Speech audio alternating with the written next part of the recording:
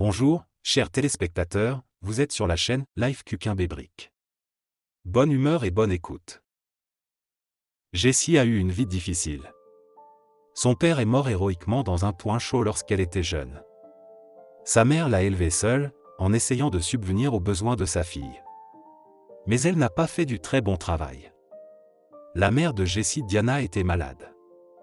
Parfois, elle était en congé de maladie pendant des mois, jusqu'à ce que son employeur lui fasse comprendre qu'il n'avait pas besoin de travailleurs toujours malades et qu'une fois de plus, elle démissionnait. Ma mère et lui étaient toujours à court d'argent. Parfois, il n'y avait que du pain pour le dîner, que la fille trempait dans de l'huile de tournesol salée ou dans des pâtes vides. Elle était la plus mal habillée de sa classe. Les enfants peuvent être en colère. Ils disent ce qu'ils voient. En classe, Jessie était considérée comme une marginale, la pauvreté de ses vêtements étant discutée par toutes les filles. Elle était habituée aux railleries de ses camarades de classe, qui discutaient au fond de la classe sur le fait que Jessie était venue habillée d'un pull cousu aujourd'hui, elle aussi. Lorsque Jessie a eu 14 ans, sa mère est décédée. Une tante, la sœur de sa défunte mère, a pris en charge l'éducation de sa nièce. Jessie n'est pas mieux lotie. La tante Kimberly qualifie la jeune fille de fainéante et de paresseuse, mais elle n'a aucun goût pour le travail ou le ménage. Kimberly a tout de suite su que Jessie était assez âgée. Elle pourrait s'occuper de la maison. Tata confiait toutes les tâches ménagères à sa nièce et la conduisait également au magasin de vin le plus proche, l'endroit où la société de vente d'alcool empruntait le meilleur ami de Kimberly qui y travaillait. Tante Kimberly aimait boire un peu de vin rouge le soir, et lorsqu'il n'y avait pas d'argent pour le vin, elle n'hésitait pas à aller chercher de l'alcool de contrebande chez un voisin. À la fin du mois, il faisait cuire du beurre à la vapeur sur le pain. L'argent ne restait pas dans les mains de Kimberly, et après avoir distribué les dettes, la tante et les nièces étaient ruinées. La tante Éméchée chantait toujours la même chanson, « Abusa, quand te marieras-tu » ce qui faisait souvent pleurer sa nièce. L'ami qui vendait du vin à Jessie pour sa tante avait un fils. Maria travaille dans le magasin de son fils. Kimberly est farouchement jalouse de la richesse de leur famille. Plus d'une fois, sa tante a commencé à discuter avec Jessie pour savoir si elle aimait le fils de son ami, mais la jeune fille s'est tue. Lorsque Jessie est devenue adulte, Kimberly a commencé à décrire sa vie avec son fils Maria. Mais elle ne pense plus à la jeune fille, mais à son propre bien-être. Si Jessie devient la femme d'un commerçant, elle ne sera pas offensée. Elle pourra aller au magasin sans emporter d'argent. Si vous vous associez à la généreuse Maria, elle vous donnera ses courses gratuitement. Vous ne devez pas rembourser vos dettes. Kimberly doit une somme considérable à son ami. Mais la nièce adulte n'est pas pressée d'introduire sa tante dans le monde bien nourri qu'elle a inventé. Toujours soumise, Jessie se met soudain à crier qu'elle ne résoudra pas les problèmes financiers de sa tante. Elle lui tape sur les nerfs. Chaque jour, elle fait pression sur la jeune fille pour qu'elle épouse le fils de son ami. Un jour, Jessie n'en peut plus. « Je ne vais pas résoudre tes problèmes financiers. » La nièce s'en alla en claquant bruyamment la porte. Lorsque Jessie revint quelque temps plus tard, elle fit ses valises et emporta une tirelire dont sa tante ignorait l'existence. Elle a commencé à collecter de l'argent au dollar près depuis qu'elle est dans sa maison. L'argent qu'elle avait économisé devait suffire à payer sa chambre. La jeune fille a également pensé à prendre la médaille de son père et les documents relatifs aux récompenses. Les récompenses étaient le seul souvenir qu'elle avait de son père, qui était décédé. L'ordre est devenu un talisman pour Jessie. L'argent est suffisant non seulement pour payer le loyer du modeste appartement de la vieille dame, mais aussi pour se nourrir pour la première fois. Après avoir quitté sa tante, la jeune fille se demande comment elle va vivre sa vie. Il n'était pas question d'aller à l'école. Après tout, elle devait payer sa chambre et vivre de quelque chose pendant ses études. Un jour, au supermarché, Jessie reçoit un journal gratuit qui publie les offres d'emploi de la ville. Il y avait beaucoup d'offres, mais elles étaient toutes spécialisées, et Jessie, qui n'avait pas fait d'études, ne correspondait pas aux critères. Jessie choisit au hasard le numéro de téléphone d'une entreprise qui a besoin d'un concierge. Où pourrait-elle être embauchée après le lycée? Tout ce qu'elle avait à faire, c'était d'essuyer le sol avec un chiffon pour gagner sa vie. Au service du personnel, elle a été embauchée immédiatement en raison du caractère particulièrement toxique du personnel de nettoyage de cette entreprise, qui ne durait pas. Le bureau était sale depuis 3 jours. Après avoir signé le contrat de travail, Jessie a immédiatement pris ses fonctions. Se rendant dans l'une des salles, où se trouvaient de nombreux ordinateurs et des employés de bureau, Jessie a commencé à récurer le sol avec diligence. « C'est quoi cette odeur ? » Je ne comprends pas. Jessie tressaillit au cri perçant qui lui parvint de l'oreille. Une belle fille très en colère criait. Elle était belle de cette beauté vénéneuse des héroïnes de films de méchants. Des sourcils noirs, des yeux diaboliques en amande, des cheveux ailes de corbeau, des pommettes hautes, un menton pointu, et même une mèche de cheveux goudronnée au centre de son front. Il suffisait de la regarder pour savoir que cette beauté était vicieuse. Pourtant, la jeune fille était plus que jolie. « Qu'est-ce que tu regardes ? Tu ne trouves pas que la serpillière pue la pourriture ? Va la rincer avec du détergent. » La beauté vénéneuse ordonna d'un ton autoritaire. En passant devant les 2 gars assis près de la sortie de Jessie, elle les entendit chuchoter, évaluer sa silhouette et d'autres vertus.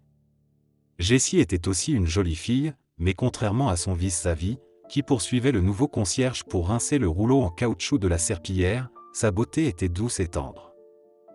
Jessie avait des traits gentils, de grands yeux gris, un front haut, des lèvres d'une rondeur enfantine et des cheveux blonds et épais, ramenés négligemment en queue de cheval avec un simple élastique en tissu éponge. Même les vieux vêtements amples et démodés ne parviennent pas à cacher sa taille fine et ses seins hauts. Baissant timidement les yeux, une serpillière à la main, elle faisait penser au garçon à la pauvre Cendrillon, grondée par l'une des filles de sa belle-mère. Il partageait ses observations en chuchotant pour ne pas être entendu par la tsarine du bureau local, Nicole. C'est elle qui a grondé Jessie. En même temps, elles ont partagé leurs impressions sur la nouvelle femme de ménage. La fille était vraiment gentille. Seuls ses vêtements et ses chaussures étaient ringards. C'est en vain que les gars pensaient que Nicole n'entendait pas leur chuchotement. La reine du bureau avait l'oreille fine, comme toutes les femmes diaboliques qui aiment faire du mal aux autres. Avant même que Jessie n'ait quitté la pièce, Nicole était déjà en train de discuter avec enthousiasme de chaque partie de son pauvre vieux placard avec ses collègues féminines. Jessie voulait casser la serpillière sur son genou et dire à tout le monde d'aller au diable, mais le souvenir de sa propre situation l'en empêcha. Sans laisser libre cours à ses émotions, elle rince un rouleau en caoutchouc, retourne au bureau et recommence à laver les sols, sans prêter attention aux railleries de la moitié féminine de l'équipe. Chaque jour passé au travail lui semble un enfer. Nicole a réussi à retourner contre le nouveau nettoyeur non seulement les employés, mais aussi les patrons. Un seul homme a sympathisé avec la jeune fille. Celui-là même qu'il a appelé Cendrillon la première fois qu'il l'a rencontrée. Un jour, il a secrètement attendu Jessie à l'extérieur du bureau, car la journée de travail de la femme de ménage se terminait plus tard que celle des autres employés. Après l'avoir attendue, Grégoire l'a invitée au café. Ils ont bavardé gaiement. Pour Jessie, Grégoire semblait être un homme ouvert et gentil. Mais le lendemain, dans un des longs couloirs du bureau, une amie de Nicole l'aborde. « Tu es bien bête de trouver quelqu'un avec qui t'accrocher. Grégory est le petit ami de Nicole et ils vont se marier. Elle te tuera si je lui dis que tu es allé au café avec lui. Nicole est sur le point de devenir chef de service. Ça va être amusant pour toi. » dit la jeune fille d'un air narquois. Le lendemain, Jessie eut une mauvaise surprise. Lorsqu'elle entra dans la salle où se trouvait le département dans lequel Nicole travaillait. Immédiatement, la chanson Hello, Second Girl a commencé à être jouée, et Nicole elle-même, avec un visage sérieux, a commencé à lui demander dans quel marché aux puces elle pourrait acheter le même chemisier vintage que les bottes cassées aux pieds de Jessie que Nicole appelait une rareté de la chambre de torture du NKVD et des bottes espagnoles, imaginant toutes les nouvelles moqueries élaborées de chaque vêtement de l'armoire de la jeune fille. Les employés qui assistaient à l'humiliation de Jessie riaient poliment aux plaisanteries de Nicole, ne voulant pas se disputer avec la carriériste narquoise. Grégoire n'a plus jamais appelé Jessie au café, croisant par inadvertance la jeune femme de ménage dans le couloir, le gars se cachait les yeux de gêne et détournait le regard. Il ne pouvait pas regarder dans les yeux la fille qu'il aimait tant. Il avait honte et était dégoûté de sa trahison, car il gloussait avec tous les autres, assistant au spectacle que Nicole avait joué. Depuis longtemps, il n'aimait pas Nicole, mais il n'osait même pas insinuer qu'ils devaient rompre leur relation. Grégory Rue aime le travail de bureau, il est content du salaire. Il ne voulait pas se battre avec le futur chef de service. Le type de Grégoire est communément appelé un opportuniste. Ce type espère une promotion de carrière pour se faire une place au soleil par tous les moyens, qu'il piétine les sentiments sincères et même qu'il trahisse leur amour à peine naissant. Après le harcèlement organisé par la femme de ménage qui a osé revendiquer son fiancé, Nicole avait l'air d'un vampire satisfait et bien nourri. La reine du bureau était tellement satisfaite de l'humiliation publique de Jessie qu'elle laissa même le jeune concierge tranquille pendant un certain temps. L'ego élevé dans l'âme de Jessie est immédiatement confronté à la vérité de la vie. Si elle quittait ce travail, elle risquait de perdre son salaire. Lorsqu'elle a signé, elle n'a pas lu le contrat de travail. Mais plus tard, lorsqu'elle est allée parler de son départ aux ressources humaines, on lui a dit que si elle partait avant la date limite stipulée, sans avoir travaillé au moins un mois, elle risquait de ne pas toucher un centime. C'était prétendument écrit dans le contrat de travail. J'étais désolé de perdre l'argent que j'avais gagné, alors j'ai dû rester. L'argent de la tirelire avait presque disparu. De plus, Jessie s'occupait maintenant du petit animal de compagnie. Elle ne pouvait pas laisser Martin affamé. Un petit chaton blanc s'est-il miraculeusement faufilé dans le bureau ? Jessie doit le cacher à la méchante Nicole pour le reste de la journée. Bonne âme. Elle ne pouvait pas laisser un chaton d'un mois sans défense dans la rue, alors elle l'a ramené chez elle. La gentille vieille dame qui vivait dans l'une des chambres où Jessie habitait ne s'est pas du tout souciée du chaton. Jessie a appelé le chaton Martin. Et lorsqu'il n'y avait presque plus d'argent, la jeune fille a partagé son dernier kéfir avec les animaux.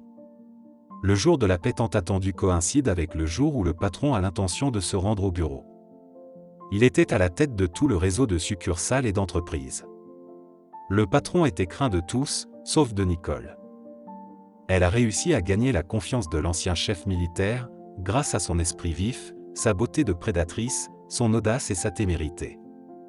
Lorsque les patrons faisaient leur ronde dans son domaine, le chef ne manquait pas de jeter un coup d'œil dans le département de sa favorite. En l'apercevant, Nicole se lève de son siège et se précipite à sa rencontre. Elle s'est accidentellement accroché le coude sur le rebord de la fenêtre d'une imposante chaise d'ordinateur, un café pas assez corsé. Du gobelet en papier tombé silencieusement sur le sol, elle versa les restes du café et jeta rapidement le gobelet sale sous la table. Nicole afficha un sourire amical et s'approcha du patron. « Bonjour, Kevin. Qu'est-ce qui t'a pris tant de temps pour venir ? Tu nous as manqué. » Nicole, miséricordieuse, plissa ses lèvres joliment contournées en tube, comme si elle voulait embrasser le chef. Puis elle jeta un regard vengeur à Jessie, qui essuyait la photocopieuse avec une serviette, et poursuivit. « Mais vous savez, on ne s'ennuie pas ici. Le responsable du recrutement embauche beaucoup de monde. La nouvelle femme de ménage nettoie le bureau à l'improviste. On a l'impression d'être dans une porcherie. » Nicole prend doucement le chef sous le bras et le conduit à son poste de travail, pointant du doigt la tache laissée par le café renversé par la colère. Nicole fait un signe de tête à Jessie. « Tu vois, non, tu vois comment notre femme de ménage nettoie. Mon espace de travail est complètement ignoré. Elle ne nettoie pas du tout. C'est toujours poussiéreux et sale maintenant. » Kevin fronce les sourcils. Il n'était pas encore un vieil homme, imposant avec une allure militaire. Nicole savait bien que le chef pédant n'aimait pas le désordre, aussi décida-t-elle de piéger un arriviste qu'elle pensait être son rival. « Venez dans mon bureau. » Partit sèchement la patronne de Jessie. Son ton n'augurait rien de bon. « Pourquoi le bureau est-il en désordre ? Pourquoi êtes-vous si mauvaise dans votre travail ? » Le chef scruta le visage enflammé de la jeune fille embarrassée. « Il a été bien nettoyé. Je ne sais pas d'où viennent les taches et la saleté. » Avec difficulté, Jessie s'extirpa d'elle-même. « C'est juste que le bureau ne m'aime pas. Nicole s'en prend toujours à moi. Elle a probablement renversé le café exprès. Elle veut juste que vous me renvoyiez. » Soudain, la jeune fille est devenue plus audacieuse devant ses supérieurs. Kevin tapote pensivement le capuchon du stylo sur la table. « Tu as l'air d'être une gentille fille. Pourquoi les employés de bureau sont-ils si hostiles à votre égard ? Je ne sais pas. Qui êtes-vous ? Je ne sais pas, présentez-vous. Jessie dit son prénom et son nom, en entendant un nom de famille plutôt rare et inhabituel. Jessie chef s'inquiète. Et quel est ton deuxième prénom? Quel est le nom de ton père? Jessie baisse la tête, mais la relève fièrement. Mon père s'appelait Yuri. Il est mort. Mais le patron interrompt la jeune fille et poursuit à sa place. C'était un de mes amis dans le Caucase du Nord. Le capitaine est mort après avoir été mortellement blessé. Et il m'a sauvé en me sortant de la ligne de feu. Puis il réfléchit un long moment. Jessie se tenait en face, se déplaçant d'un pied sur l'autre. Le silence se prolongea. C'est ça. Tu as dit que Nicole bizutait le bureau. Je vais m'en occuper. Allez, remettez-vous au travail. Demain, je lui dirai d'engager une autre femme de ménage. Ce n'est pas normal que la fille d'un héros passe la serpillière. Tu iras à l'école. Ta mère est-elle vivante? Jessie secoue la tête dans la négative. Depuis combien de temps est-elle en vie? La jeune fille fit un signe de tête affirmatif. Elle est donc orpheline. As-tu un endroit où vivre? Jessie haussa les épaules. J'ai vécu chez une tante. Maintenant, je loue une chambre. Le chef serra sa main sur la table et fit un poing si fort qu'il se scia les phalanges. Nous nous débrouillerons. Ce jour-là, Jessie courut vers l'appartement qu'elle avait loué, ne sentant pas ses pieds de joie. Waouh, son premier salaire et même plus qu'un généreux bonus. Elle se rendit à l'animalerie et acheta des croquettes pour Martin. Lorsqu'elle vit un jouet pour chaton, elle l'acheta également. Elle était très fière d'elle ce jour-là. Elle était devenue une vraie pourvoyeuse, elle allait pouvoir se nourrir et nourrir le chaton. Et surtout, le bonheur. Le chef, le même jour, a calculé la méchante Nicole, qui avait engâché la vie de Jessie. Désormais, plus personne n'humiliera et ne se moquera de ses vieux vêtements laids, même si maintenant elle pourrait bien s'acheter quelque chose de neuf. Après avoir donné à manger à Martin, la jeune fille courut s'acheter de nouveaux vêtements. Mais le lendemain fut encore plus merveilleux. Lorsque Jessie est arrivée au bureau, elle a été surprise de voir une femme d'un certain âge qui ne lui était pas familière passer la serpillière. Jessie a été abordée par le responsable du personnel. Il lui apporte un nouveau contrat et elle est embauchée comme opératrice au service clientèle. Dans l'après-midi, le chef arrive. Il invite à nouveau Jessie dans son bureau et lui remet les clés de son appartement. La clé de mon deuxième appartement. J'ai acheté cet appartement pour mes futurs enfants, mais je n'en ai pas encore. Vivre ici. La fille de mon ami ne devrait pas vivre dans des chambres louées. Oh, j'ai un chat. Est-ce que je peux mettre un chaton là-dedans? Je ne vais nulle part sans Martin. Dit Jessie. Nikolaï Ivanovitch rit joyeusement. Vous pouvez au moins venir avec un alligator. L'appartement est vide depuis longtemps. Tu seras dans la gouvernante à côté du chaton. Après avoir récupéré ses affaires et Martin, Jessie dit chaleureusement au revoir à la vieille dame, chez qui elle avait loué une chambre, et emménagea dans un spacieux 3 pièces. Après le déménagement, Jessie n'a pas couru au travail, elle s'est envolée. Bien qu'elle ait été répertoriée comme simple opératrice, elle n'a presque pas passé d'appel. Le chef a traité la fille de son ami comme son propre enfant. Il lui achetait de nouveaux vêtements, des appareils électroménagers pour l'appartement où elle vivait, l'emmenait dans les affaires de l'entreprise. Le soldat sans enfant voyait Jessie comme son successeur. Il souhaitait que si quelque chose lui arrivait, Jessie puisse le remplacer dans tous les domaines concernant le fonctionnement du réseau de bureaux et d'entreprises. Seule la tante de Kimberly répétait qu'il n'y avait pas d'argent pour la formation. Un ami du défunt père de Jessie a insisté pour qu'elle aille à l'université étudier l'économie. Avec surprise, en voyant la transformation de l'apparence et du comportement de l'ancienne concierge sur l'attitude de la direction à son égard, Grégoire a immédiatement trouvé le courage de dire à Nicole que leur relation est terminée. Il n'a absolument pas blessé Nicole avec cette déclaration. La jeune fille l'a longtemps considéré comme peu prometteur, essayant de courtiser le fils de son patron dans son nouveau travail. Après avoir obtenu un laissez-passer de l'ancienne reine du bureau, l'opportuniste a tenté d'établir une relation avec Jessie, mais la fille connaissait déjà sa valeur, et elle a donc refusé sa proposition de sortir le week-end. Jessie l'a repoussé brièvement et froidement avec surprise, se rappelant qu'elle avait pu aimer un tel minable auparavant. L'opportuniste rusé n'avait plus rien.